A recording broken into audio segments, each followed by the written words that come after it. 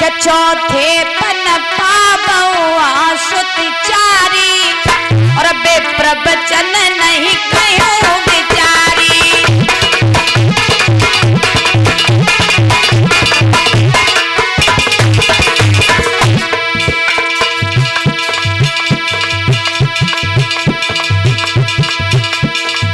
महाराज दशरथ ने कहा है कि हे विश्वामित्र जी, मैंने चौथे पन में तो अपने पुत्रों का मुख देख पाया और आप हमें लेने के लिए आ गए।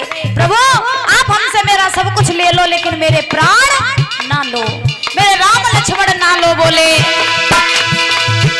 अरे चौथे पन पावो सुत चारी और बे प्रवचन नहीं कहूं बिचारी, बे प्रवचन नहीं कहूं बिचारी।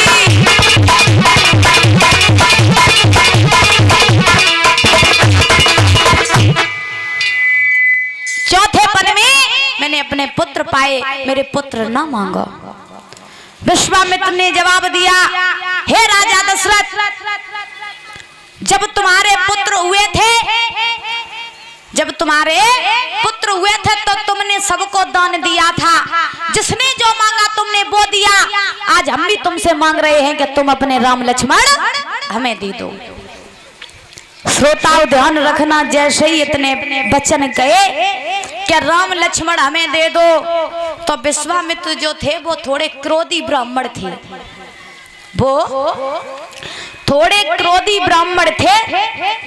तो विश्वामित्र ने जवाब दिया कि तुम हमें अपने राम लक्ष्मण दे दो। तब तक वहीं राजा दशरथ के पास में गुरु वशिष्ठ आ गए, और जैसे ही गुरु वशिष्ठ आए हैं तो आने के बाद में राजा दशरथ ने जब वशिष्ठ जी को देखा तो उनका भी सम्मान किया, और राजा दशरथ ने वशिष्ठ जी को सारा हाल बताया।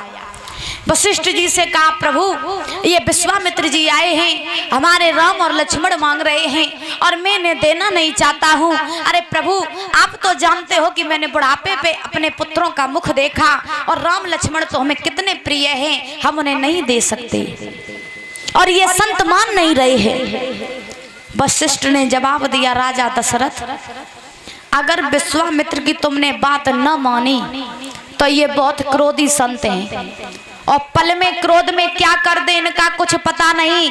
क्योंकि ध्यान रखना, इन्हीं विश्वामित्र ने गुरु वशिष्ठ के 100 पुत्रों को मारा था।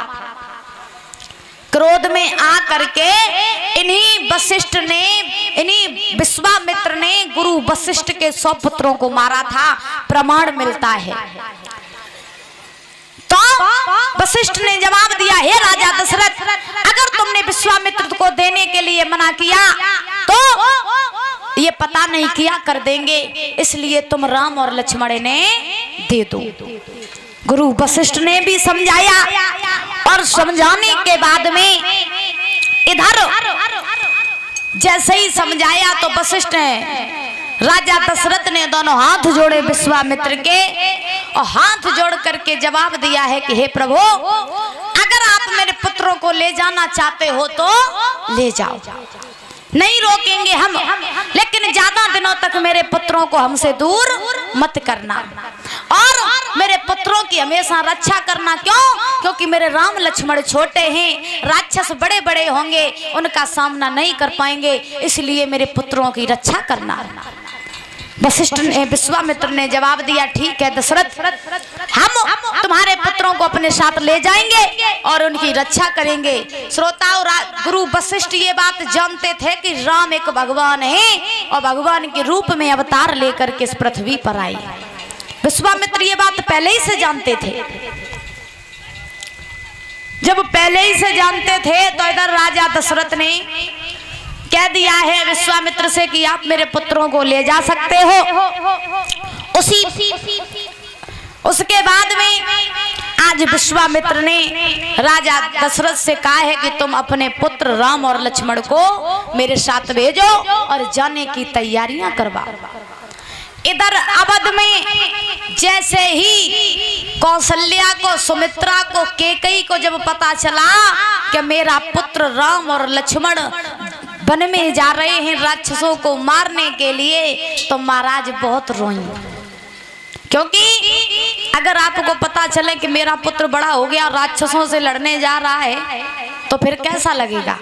सबको बुरा लगेगा। हर माता पिता ये चाहेंगे कि मेरे पुत्र के ऊपर कोई संकट ना आए।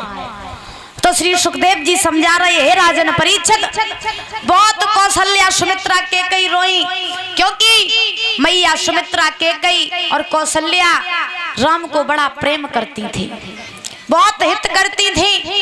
आज जैसे ही प्रभु श्री राम ने आज्ञा मांगी और जवाब दिया, मैया हम जा रहे हैं वन में और गुरुजी के साथ जा रहे, आप चिंता मत करना, हम जल्दी जाएंगे और जल्द ही वापस लौट करके आ जाएंगे, चिंता मत करना।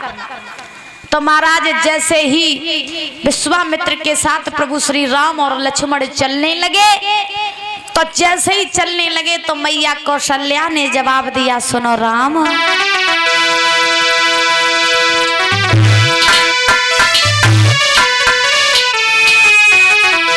बोली है कौशल्या कि जरा देर ठहरो, बोली कि जरा देर ठहरो और तमन्ना यही है, अभी हमने जी भर के देखा नहीं है।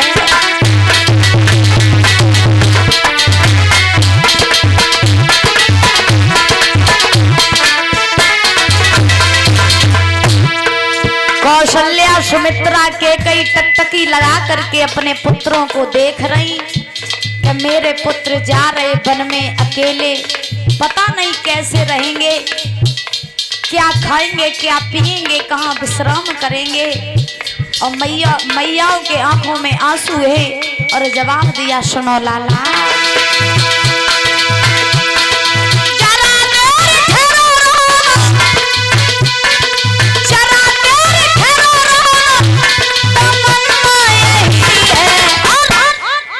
अभी हमने जी भर के देखा नहीं है, अभी हमने जी भर के देखा नहीं है।